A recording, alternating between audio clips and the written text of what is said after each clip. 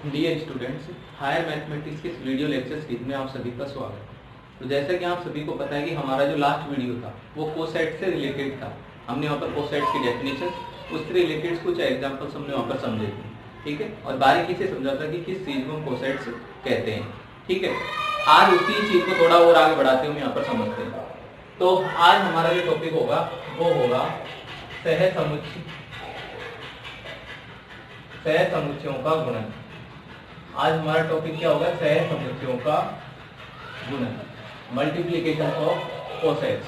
यदि आपके पास कोसेट्स हो तो उनका मल्टीप्लिकेशन आप किस तरीके से फाइंड आउट कर पाओगे। इसके साथ साथ इसका जो गुण होगा कि जो दो कोसेट्स है उनका जो मल्टीप्लिकेशन का जो गुण है, यानी जो रिजल्ट होगा वो किस तरीके का होगा, ये भी हम यहाँ पर समझ पाएंगे आप, ठीक है। तो सबसे पहले बात करें कि माना ग्रुप जी के उपग्रुप, ग्रुप जी पर या ग्रुप जी के उपग्रुप एच के दो सहसमुच्चय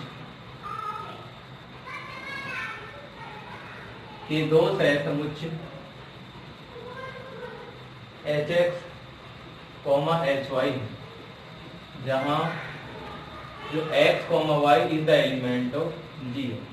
हमने यही पढ़ा था ना वहां पर कि यदि इस तरीके से हम वहां पर लेफ्ट या राइट की बात कर रहे हैं, यहाँ पर हम यहाँ पर राइट कोसेट्स ले रहे हैं, तो जैसा हमारे पास होगा उसी अकॉर्डिंग वहां पर चलेंगे। तो हमने बात की कि यहाँ पर हमारे ग्रुप का कोई सब ग्रुप था H और इसके दो कोसेट क्या है इसके, HX तथा HY है। जहाँ पर x तथा y के बारे में बताया कि x और y निश्चित ही किससे हैं, G से हैं। यानी हमें जो आंसर मिलने वाला है वो निश्चित हमारे पास क्या होंगे, कोसेट्स होंगे यहाँ, ठीक है। अब हमें इनका क्या फाइंड आउट करना है, मल्टीप्लिकेशन इनका फाइंड आउट करना है। तो इनकी मल्टीप्लिकेशन को किस तरीके से फाइंड आउट करते हैं हम यहाँ पर समझेंगे। तो हमें इन दोनों का प्रोडक्ट यदि फाइंड आउट करना है तो मैं बात कर रहा हूँ HX डॉट HY। तो इनका जो आंसर वो कैसे लिखा जाएगा, इनका आंसर इस तरीके से लिखा जाएगा कि H डॉट XY बराबर HXY। इस तरीके से हम इनका क्या रिजल्ट फाइंड आउट करेंगे। यदि हमारे पास दो कोसेट्स है तो दो कोसेट्स का हम इस तरीके से रिजल्ट फाइंड आउट करेंगे।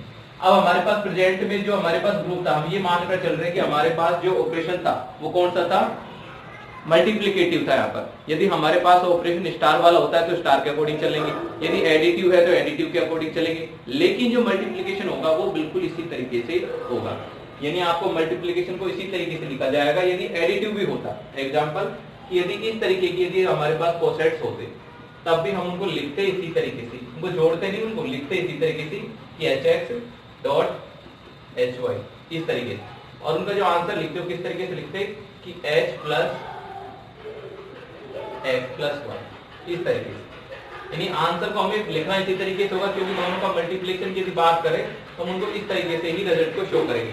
भले से काम जो भी हो, ऐड हमें दोनों को करना है, लेकिन लिखेंगे इस तरीके से कि H plus X dot H plus Y। उनका रिजल्ट किस तरीके से होगा, इस तरीके से। यदि हमारा ऑपरेशन स्टार है, यानी H star X dot H star Y। अब इनका रिजल्ट फाइंड आउट करें तो रिजल्ट कैसे लिखेंगे कि H star XY, X star Y, जो भी हमारे पास होगा, क्योंकि दोनों के मध्य ऑपरेशन लग रहा है वही हमारे ग्रुप में था, तो वही दोनों के मध्य भी वर्क करेगा यहाँ।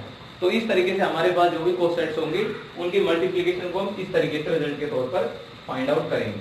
अब बात करें चूंकि x, y is the element of G, कि जो हमने x और जो y लिए हम किसके एलिमेंट है, G के लिए।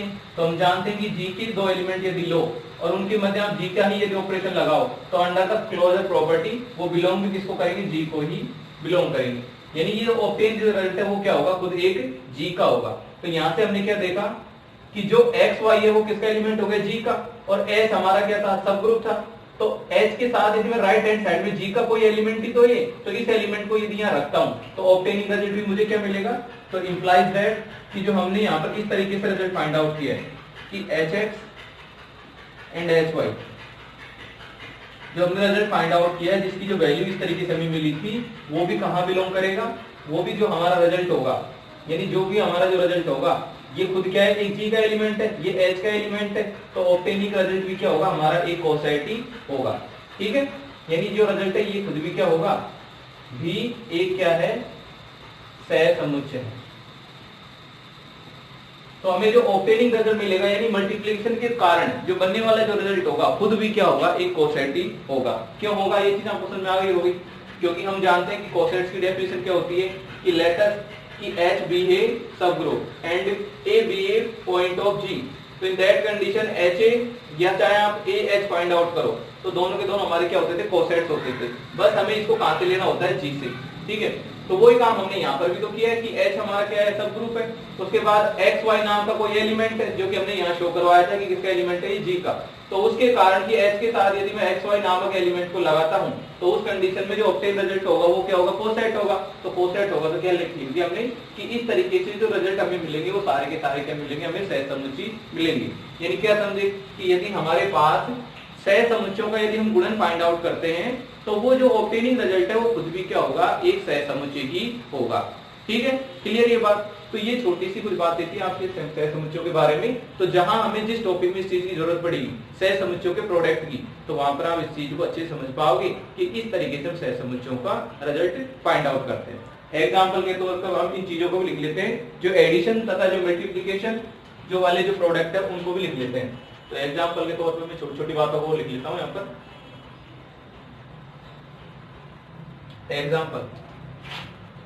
एग्जाम्पल में हम कुछ और कोसेट्स को भी ले लेते हैं। यदि H plus A, H plus B, यदि ये दो कोसेट्स है तो इनके मल्टीप्लिकेशन कैसे लिखेंगे, H plus A dot H plus B।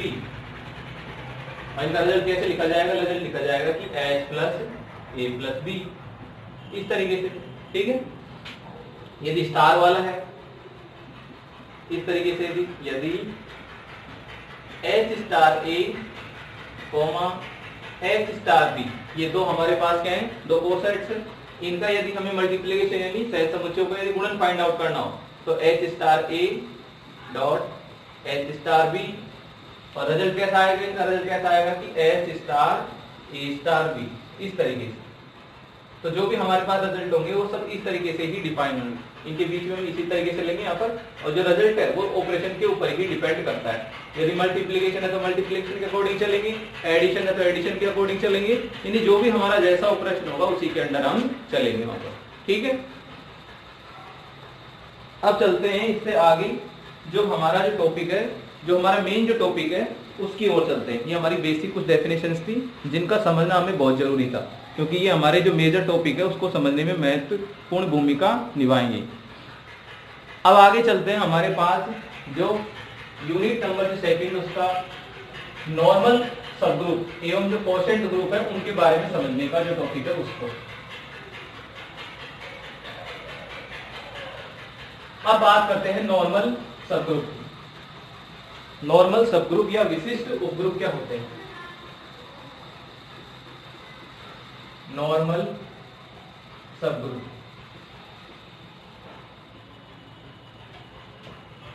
या विशिष्ट उपग्रुप, ठीक है, ये हमारा नेक्स्ट टॉपिक है यहाँ पर। जो हमारी इस एक्सरसाइज का जो मुख्य टॉपिक है वो यही है यहाँ पर, नॉर्मल सबग्रुप या विशिष्ट उपग्रुप। कि हमने उपग्रुप को पढ़ लिया अच्छे से। ठीक है, उपग्रुप के बाद में हम छोटी छोटी जानकारी जानते हैं कि किस चीज को उपग्रुप कहते हैं। अब उन उपग्रुप में से नॉर्मल उपग्रुप कौन सा होगा ये हमें आज यहाँ पर समझना है यहाँ पर। ठीक है, तो नॉर्मल ग्रुप की बात करें तो नॉर्मल ग्रुप एक ऐसा ग्रुप होता है जिसमें एक कंडीशन और शामिल हो जाती है। ये उपग्रुप तो पहले से ही था, उसमें एक कंडीशन और शामिल हो जाती है, वो कौन सी, कॉम्यूटेटिव वाली। यदि किसी ग्रुप के उपग्रुप के अंतर्गत, अब ये जरूरी नहीं है कि हमारा ग्रुप जो था वो कंप्लीटली कॉम्यूटेटिव था, लेकिन उसमें यदि उसके सब ग्रुप में यदि बात की जाए कॉम्यूटेटिव यानी जो प्रॉपर्टी वो शामिल यदि वहां पर हो जाए, या यूं कही जाए उसकी कि लेफ्ट तथा जो राइट कोसेट्स है वो यदि इक्वल आ जाए वहां पर, कि यदि किसी सब ग्रुप के लिए उसके लेफ्ट तथा राइट कोसेट्स यदि बराबर आ जाए तो उस कंडीशन में वो जो उपग्रुप होगा वो कौन सा होगा, नॉर्मल उपग्रुप होगा। ये हमारी छोटी सी इसकी डेफिनेशन है। दोबारा फिर से सुनिए, यदि हमारा H नाम का क्या है, किसी ग्रुप G का क्या है, कोई सब ग्रुप है। ठीक है, H हमारा क्या है, G का क्या है, एक सब ग्रुप है।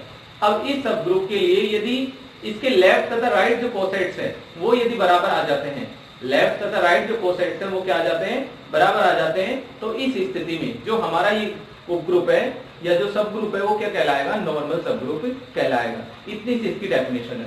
तो समझते हैं इसको यहाँ पर परिभाषा। यदि H G का उपग्रुप है, यदि H G का उपग्रुप है तो प्रत्येक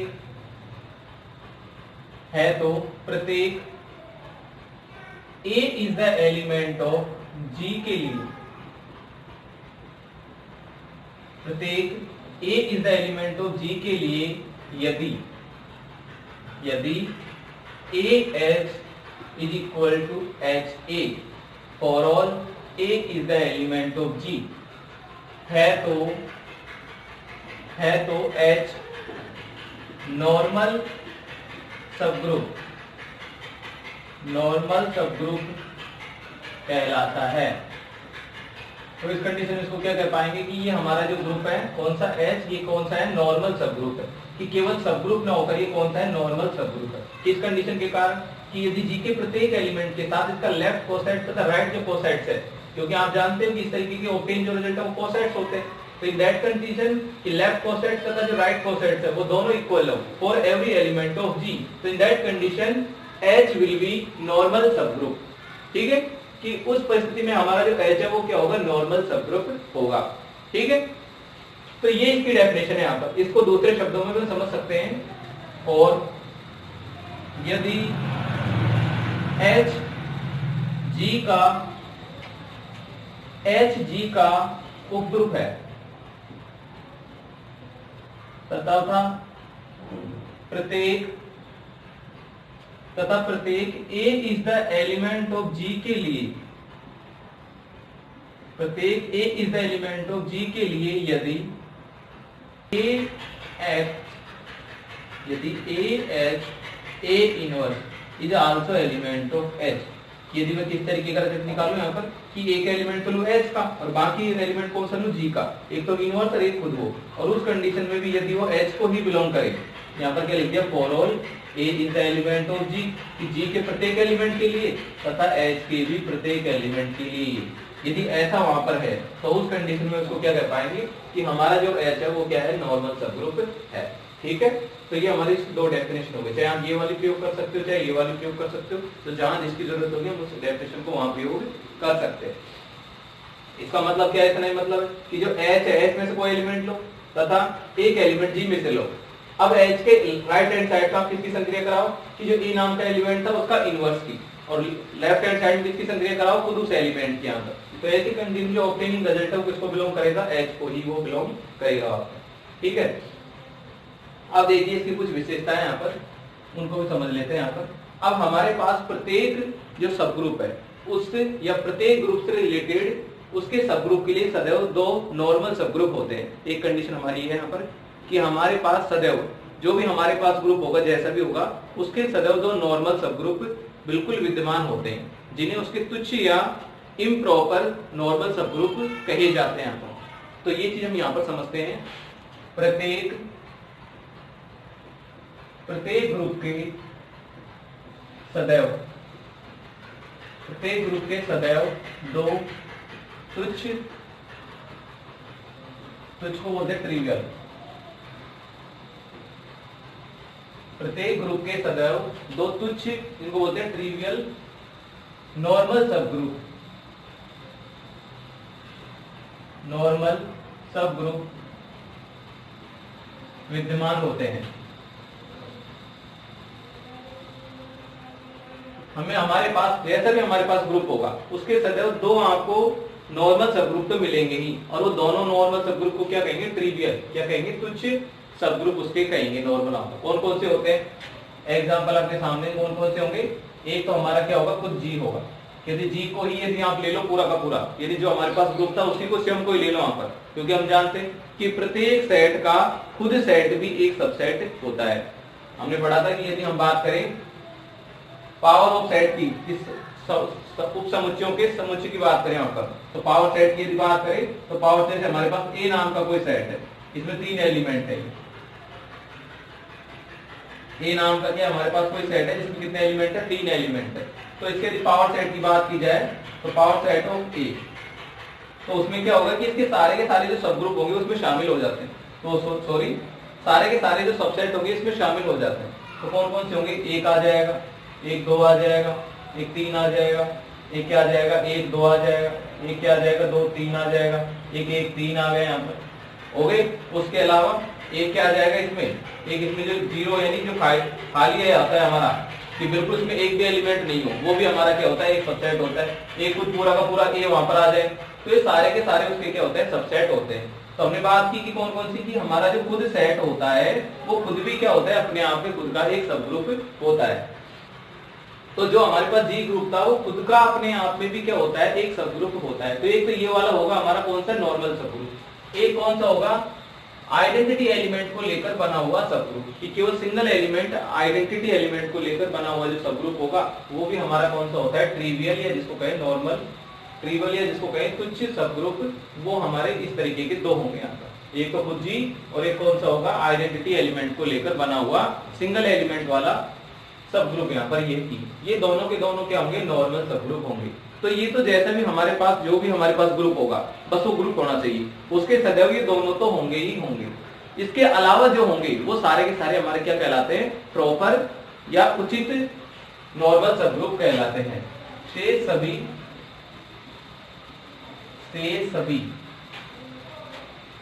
विशिष्ट ग्रुप से सभी विशिष्ट ग्रुप उचित